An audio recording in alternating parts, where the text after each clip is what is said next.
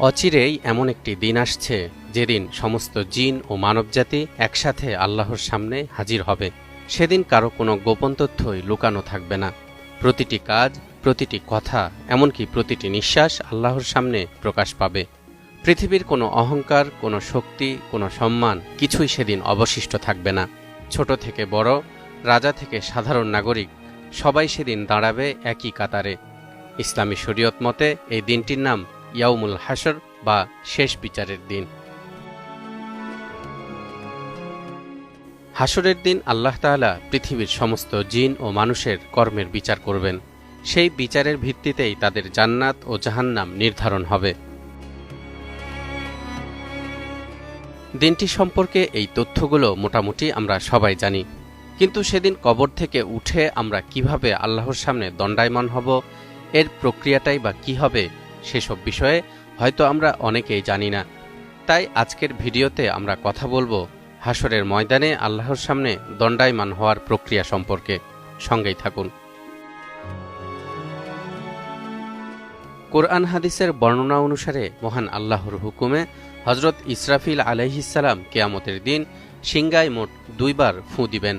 প্রথম ফুৎকারের মাধ্যমে কিয়ামত সংগঠিত হবে। ধ্বংস হবে নশ্বর এই পৃথিবী, মৃত্যু হবে পৃথিবীর সবকিছুর। আর দ্বিতীয়বার ফুৎকার দেওয়ার সঙ্গে সঙ্গেই সংঘটিত হবে পুনরুত্থান। শুরু হবে কবর থেকে ওঠার পালা।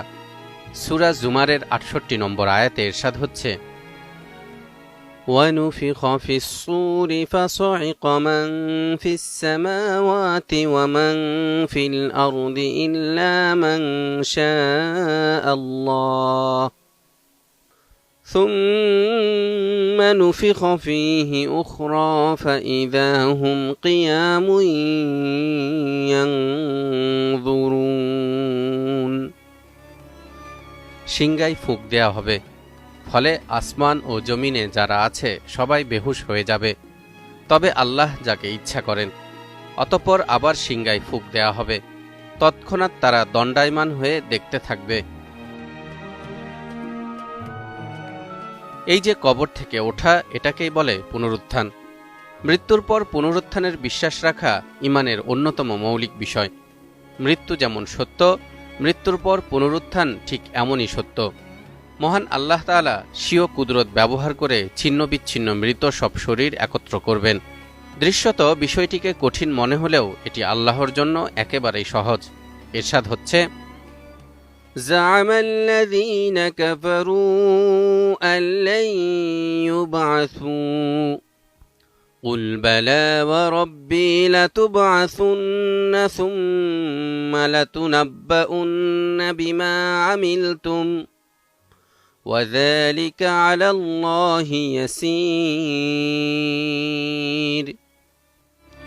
কাফেররা দাবি করে যে তারা কখনো পুনরুত্থিত হবে না। বলুন, অবশ্যই হবে। আমার পালনকর্তার কসম, তোমরা নিশ্চয়ই পুনরুত্থিত হবে। অতঃপর তোমাদেরকে অবহিত করা হবে যা তোমরা করতে। এটা আল্লাহর পক্ষে সহজ। পুনরুত্থান পর্বে সর্বপ্রথম যে কবরটি ফেটে যাবে সেটি হল পৃথিবীর সর্বশ্রেষ্ঠ মানব মহানবী সাল্লাল্লাহু আলাইহি ওয়াসাল্লামের কবর। হাদিসে এসেছে, কিয়ামত দিবসে মানুষ অজ্ঞান হয়ে পড়বে এবং সর্বাগ্রে আমার কবরের জমিন ফেটে যাবে। পুনরুত্থান কিয়ামতের কঠিন একটি ধাপ। মানুষ ও জিন জাতির জন্য পুনরুত্থান হবে অনেক ভয় ও উৎকণ্ঠার। পুনরুত্থিত হয়েই, অর্থাৎ কবর থেকে বের হয়েই মানুষ আল্লাহর সামনে হাজিরা দেওয়ার জন্য ছুটতে থাকবে। ইরশাদ হচ্ছে, وَنُفِخَ فِي الصُّورِ فَإِذَا هُمْ مِنَ الْأَجْدَاثِ إِلَى رَبِّهِمْ يَنْسِلُونَ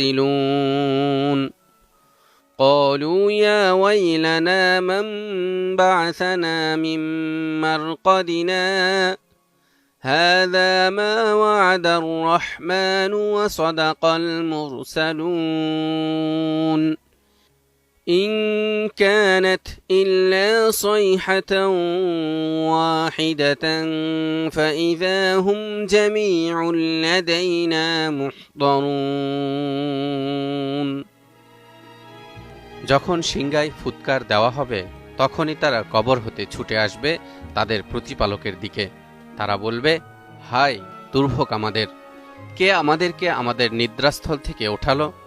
দয়াময় আল্লাহ তো এরই প্রতিশ্রুতি দিয়েছিলেন এবং রসুলরা সত্যই বলেছিলেন। এটা হবে কেবল এক মহানাদ, তখনই তাদের সবাইকে উপস্থিত করা হবে আমার সামনে।